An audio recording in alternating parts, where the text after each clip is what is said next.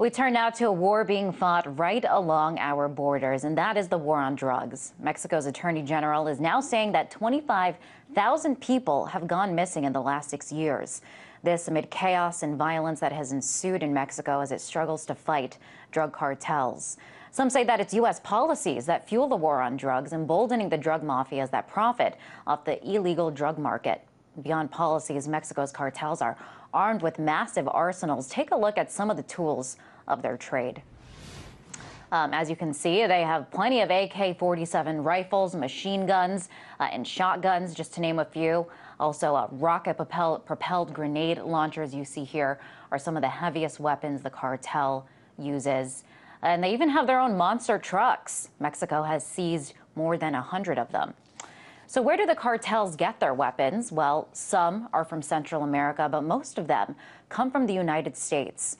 In fact, the Bureau of Alcohol, Tobacco, and Firearms found that 68,000 of 99,000 guns found in Mexico actually originated in the United States. For more on where and how drug gangs are arming themselves, I'm joined by Adrienne Pine, assistant professor at American University. Adrienne, great to have you here. Thanks, Liz. So first, I want to talk about where these guns are coming from. As we just mentioned, many of them come from the U.S. Could you elaborate a bit more on how these cartels are getting armed?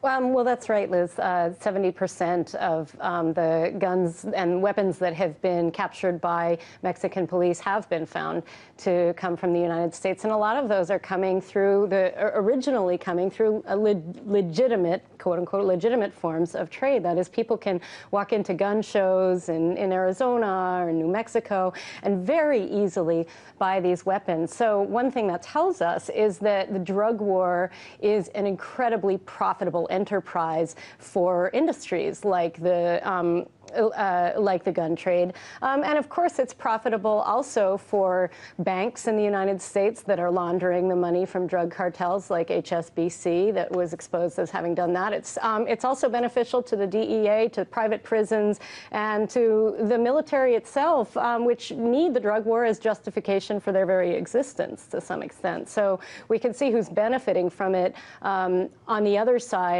Mexico is not benefiting from it, nor has drug consumption gone down in the United States. Right. And all this, we had just showed those pictures there of some of the weapons that the drug cartel has. And over the years, we have seen them grow and continue to get more sophisticated. And their weapons, as we saw, are getting more sophisticated. Are they only going to get more advanced? Well, I think that a lot depends on the kind of policy that the U.S. has vis-a-vis Mexico and, of course, Central America, other Latin American countries, because this drug war is not just in Mexico. And so policy, or rather the actions of the cartels in large part are responsive to U.S. military policy as well as, of course, economic policy. So the U.S. has been pouring $500 million a year into the drug war in Mexico alone, and many more millions throughout the rest of Latin America.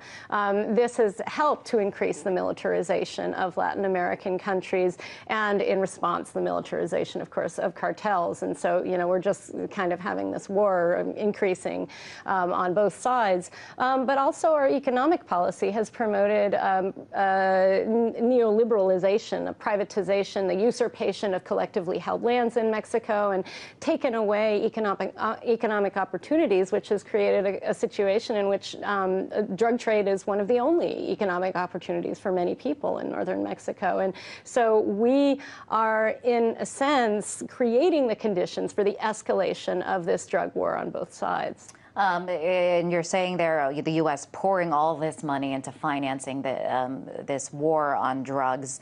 Meanwhile, I mean, these numbers just came out pretty grim. 25,000 adults and children have gone missing.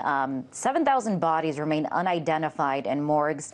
Why isn't there more being done to help these families who are still looking for loved ones? And I mean, is this an example of of how this drug war has not been productive. This drug war absolutely has not been productive on the human rights front. And in addition to that number of 25,000, which many feel is quite low, there's the official estimate of 60,000 killed. And some researchers like Molly Malloy, the University of New Mexico, estimate that it's actually more than double that, so 120,000 plus people killed over recent years in this drug war, over the past 6 years in this drug war. Additionally, we've seen a vast increase in the previous presidency in Mexico of human rights abuses carried out by the police and the military, which in many cases are trained by the United States as part of the drug war. So certainly, all of these things, the disappearances, the killings, and also the human rights abuses carried out directly by the state are linked together economically and also in terms of U.S. military policy. And you had mentioned earlier the ease that these cartels are able to get these weapons, and a lot of them, it starts off legally. And, you know, there is this big debate over gun control in the U.S. Could this be an example about how lax gun laws could be leading to the ease of the cartels being able to, you know, easily obtain these weapons in the U.S.? That's exactly what it is. I mean, it's the United States lack of gun control that is greatly facilitating the slaughter of Mexicans, as well as, of course, people here in the United States. I mean, we have one of the loosest gun control policies in the world, and the result of this are these tens and hundreds of thousands of killings.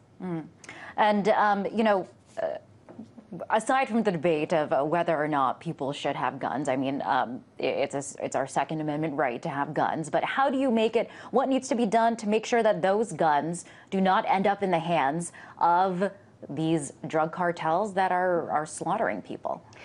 Well, I think, first of all, you know, we need to tie our gun policy, we need to be thinking structurally. So we need to be thinking about why is it that it's attractive for these cartels to buy guns in the first place. And for that, we need to rescind our neoliberal economic policies, NAFTA, that are making it impossible for people to go into other trades. We need to stop selling bullets.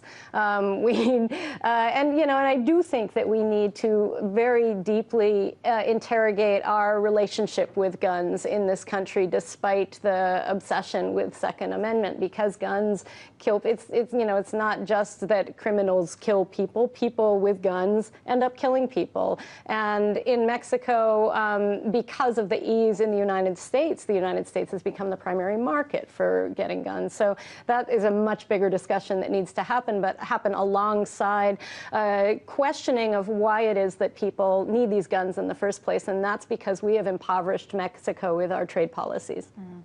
A lot of this bloodshed happened under Mexican President Calderon, and we are seeing this transition of leadership. Do you see any promise under Mexico's new leadership? Well, the new president, Peña Nieto, has promised that he will bring in peace to Mexico, but he hasn't really said how he will do that. And he's, you know, the leadership, he's the new leadership of the pre-government, which was in power for over 70 years prior to the PAN's leadership. And he's really the protege of Salinas de Gortari, who is the person who, along with Clinton, signed NAFTA and brought the impoverishment to Mexico and the usurpation of collectively held lands that I mentioned earlier, that has created the conditions for the drug trade to thrive as it has.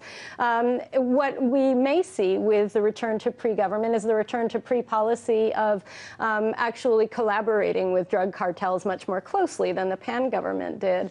But above and beyond that, what we've seen already is that with the installation of the new Peña Nieto government, we've seen repression of protesters, we've seen tear gas, bullets, rubber bullets fired into crowds. It's not a very hopeful scenario in terms of human rights and peace. Really interesting. Adrienne, appreciate you coming on the show. That was Adrienne Pine, assistant professor at American University. Thank you.